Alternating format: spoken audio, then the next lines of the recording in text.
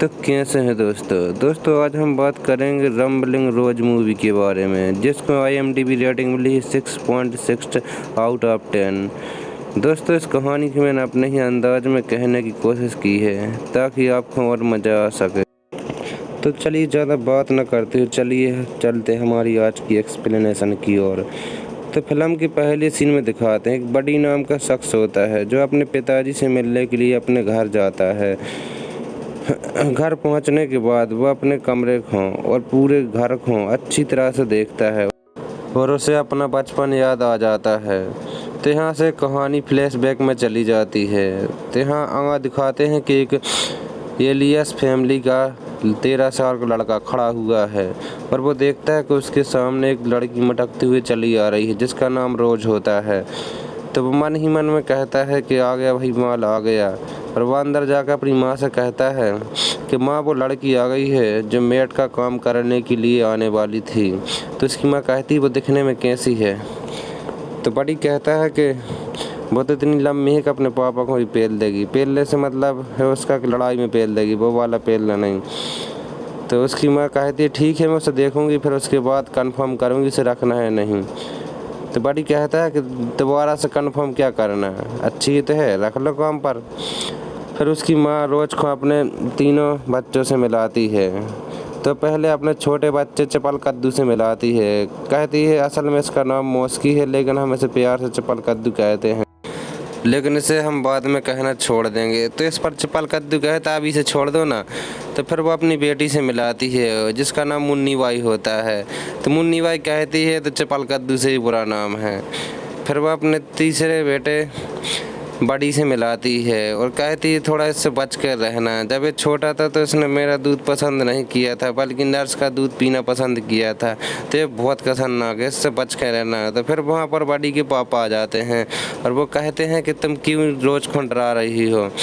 फिर वो रोज से कहता है कि तुम बहुत खूबसूरत हो, तुम्हारे आने से हमारी फीके दीवारें रंगीन हो गई। और बड़ी के पापा कहते हैं कि उन दोस्तों ने भिलवंगम में तुम्हारे साथ ठीक नहीं किया। तो हमें ये आगे पता चलेगा कि रोज के साथ भिलवंगम में क्या हुआ था। तो ये सारी बात बड़ी ध्यान से सुन रहा था।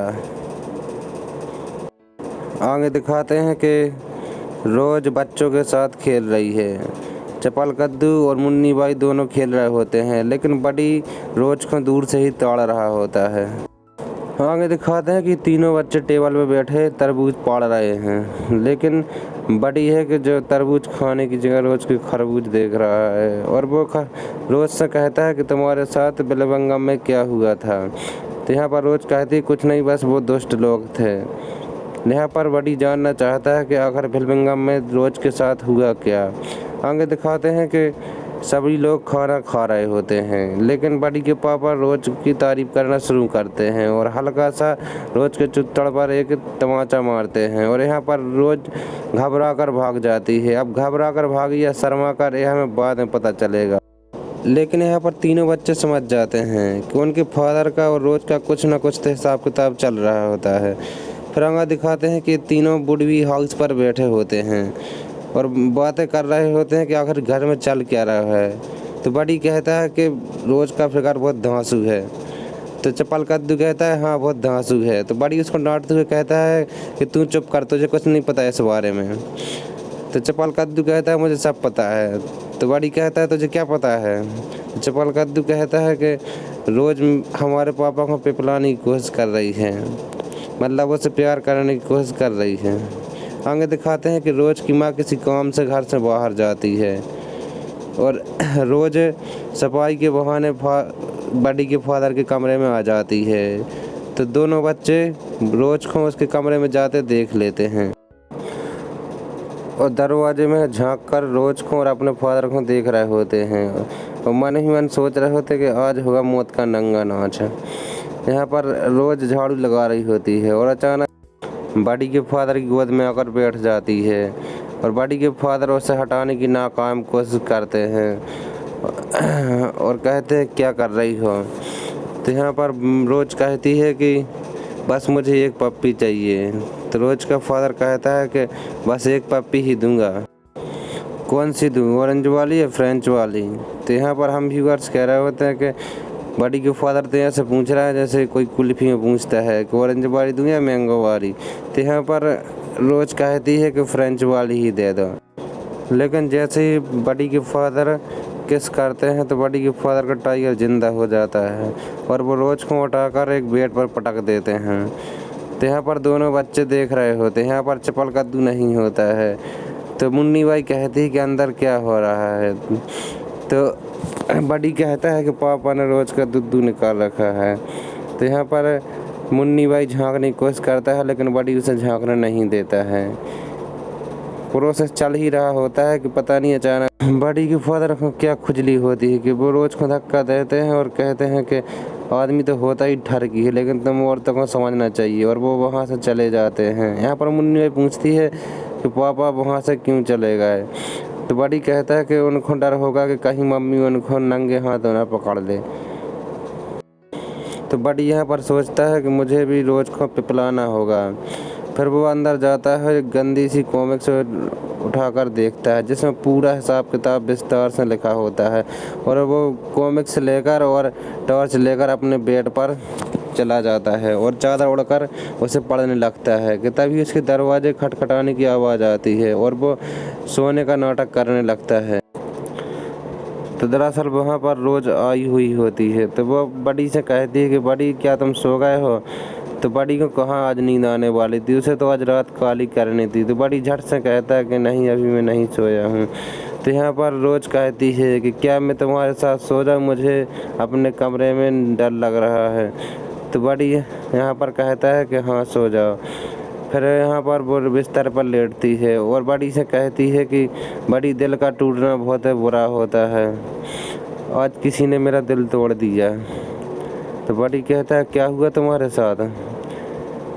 रोज कहती है कि आज तुम्हारे फादर ने मेरा दिल तोड़ दिया, मैं तुम्हारे फादर से प्यार करती हूँ।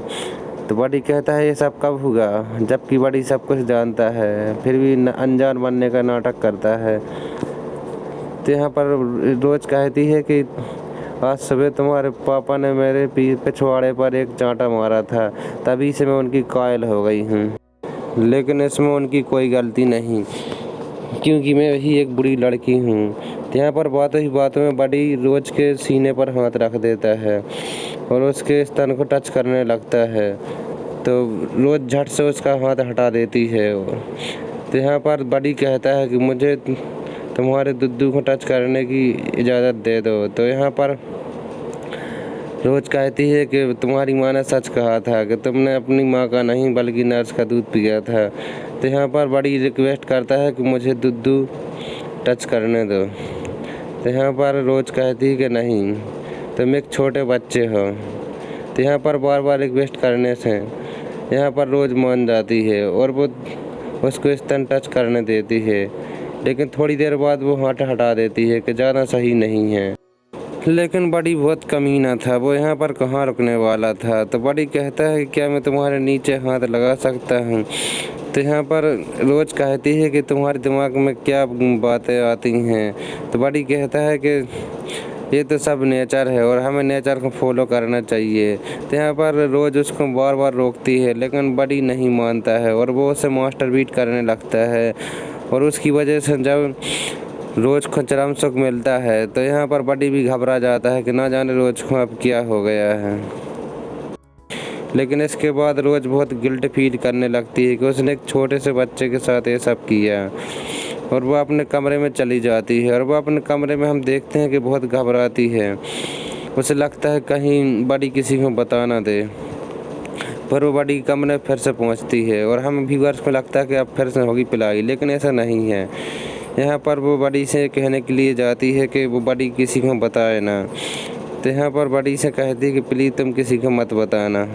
तो बड़ी कहता है सब तो मेरी प्लानिंग है, तुम क्यों घबरा रही हो। तो यहाँ पर रोज कहती कोई तुम्हें कुछ नहीं कहेगा, सब मुझे ही गलत समझेंगे। तो यहाँ पर बड़ी कहता है कि मैं नहीं बताऊंगा, बस मुझे ये बताओ कि तुम्हारे साथ विल्मिंघम में क्या हुआ था। तो वो कहती है कि वो उन्होंने मुझे प्रोस्टिट्यूट बना दिया था। तो बड़ी कहता है एक दिन में तुम्हारे पास कितने आदमी आते थे। तो रोज कहती है कि एक दिन में 10 से 12 आदमी आते थे। तो यहाँ पर बड़ी की आंखों में आंसू आ जाता है और उसे उसके दर्द का एहसास होता है। तो वो कहता है कोई मेरी उंगली काट कर ही पूछे तब भी नहीं बताऊंगा मैं। तो यहाँ पर रोज उसको गले लगा लेती है। आगे दिखाते कि रोज एक सुंदर लिबास के साथ सीढ़ियों से उतर रही है। तो उसको देखकर चपलगंजू कहता है वाह। और उसके पिता उसको छोड़ने जाते हैं क्योंकि वो हर थर्सडे को अपने जीवन साथी ढूंढने के लिए जाती है और वो एक गाड़ी में जाकर बैठ जाती है। आगे दिखाते हैं कि बडी के फादर और मॉम लेटे हुए हैं। तो बडी के फादर कहते हैं कि आज मुझे रोज की बहुत चिंता हो रही है क्योंकि वो एक सुंदर लिबास के साथ आज घर से निकली है और मुझे लगता है आज वो सिंगल पीस में वापस लौटेगी। तो उसकी मोम कहती है कि नहीं, मुझे लगता है वो एक अच्छी लड़की है, बस वो एक प्यार चाहती है। तो उसका फादर कहता है वो प्यार नहीं हथियार चाहती है। दिखाते हैं कि रोज एक पुलिस वाले की उंगली में काट लेती है तो उसे पुलिस पकड़ लेती है और फिर उसके फादर और मोम छुड़ाने के लिए जाते हैं। आगे दिखाते हैं कि रोज की तबीयत खराब हो जाती है तो उसे डॉक्टर घर पर ही देखने के लिए आता है। लेकिन जब डॉक्टर जा रहा होता है तो हमें उसके चेहरे पे एक अजीब सा रिएक्शन दिखता है और हमें लगता है कि रोज ने उसे भी पेल दिया होगा, लेकिन ये हमें आगे पता चलेगा। फिर एक दिन रोज ठीक हो जाती है और उसके कमरे से आवाज़ आने लगती है। तो आवाज़ सुनकर बडी के फादर का दिमाग ठनक जाता है और वो गेट खुलवाते हैं तो वो देखते हैं कि रोज एक आदमी के साथ दबा कर संभोग कर रही होती है। तो वो उसको कहते हैं कि एक आदमी बाहर नंगा पड़ा है और तुम यहाँ पर बिना कपड़ों की, ये बताओ क्या चल रहा है, मुझे इसका जवाब चाहिए। तो यहाँ पर रोज कहती कि उसको भूख लगी थी, मैंने उसकी भूख मिटा दी। तो यहाँ पर रोज के इस जवाब से बडी के फादर को कोई फर्क नहीं पड़ता है। तो अगले दिन वो कहते हैं कि तुम्हें घर से निकलना होगा, लेकिन रोज ये कहती है कि मैं इस घर से प्यार करती हूँ, मैं यहाँ से नहीं जाऊँगी और मैं प्रेग्नेंट भी हूँ। तो बडी के फादर कहते तुम झूठ बोल रही हो, तो अपना स्कर्ट उठाओ, मैं चेक करूँगा। तो वो अपना स्कर्ट उठाती है तो उसका पेट थोड़ा नॉर्मल से बड़ा दिखता है। तो वो डॉक्टर के पास उसको ले जाते हैं और उसका चेकअप करवाते हैं। तो डॉक्टर बताता है कि उसके लक्षण दिख रहे हैं लेकिन वो प्रेग्नेंट कभी नहीं हो सकती क्योंकि उसके साथ बचपन में 15 साल की उम्र में एक सेक्स एक्टिविटीज हुई थी जिसके कारण वो माँ नहीं बन सकती और ऐसे व्यक्ति हमेशा सेक्स के बारे में सोचते रहते हैं। तो उसकी माँ कहती है इसका कोई इलाज नहीं है क्या? तो डॉक्टर बताते हैं कि हमें उसका वजाइना का सर्जरी करना पड़ेगा, तब वो बिना सेक्स के रह सकती है। तो बडी के फादर कहते हैं ठीक है, कर दो सर्जरी। तो उसकी माँ मना करती है, कहती कि नहीं, उसको भी हक है सेक्स करने का। और ये बात बडी के फादर को भी सही लगती है कि ये सही नहीं है। तो फिर उसके फादर उसके घर लेकर आ जाते हैं और उसकी शादी कर देते हैं उसी पुलिस वाले जिसकी उसने उंगली काटी थी। और उसके फादर और उसकी मोम एक कार में जा रहे होते हैं और उसके फादर कहते हैं कि पहले तो उसकी उंगली काटी थी, अब पता नहीं क्या क्या काटेगी। और ये फिल्म यहाँ पर ख़त्म हो जाती है। तो दोस्तों आपको ये फिल्म कैसी लगी कमेंट सेक्शन में ज़रूर बताना और प्लीज़ हमारे चैनल को सब्सक्राइब जरूर कर लेना ताकि ऐसे आने वाली फिल्में आपको मिलती रहे। तो मिलते हैं ऐसी किसी मूवी की एक्सप्लेनेशन के साथ।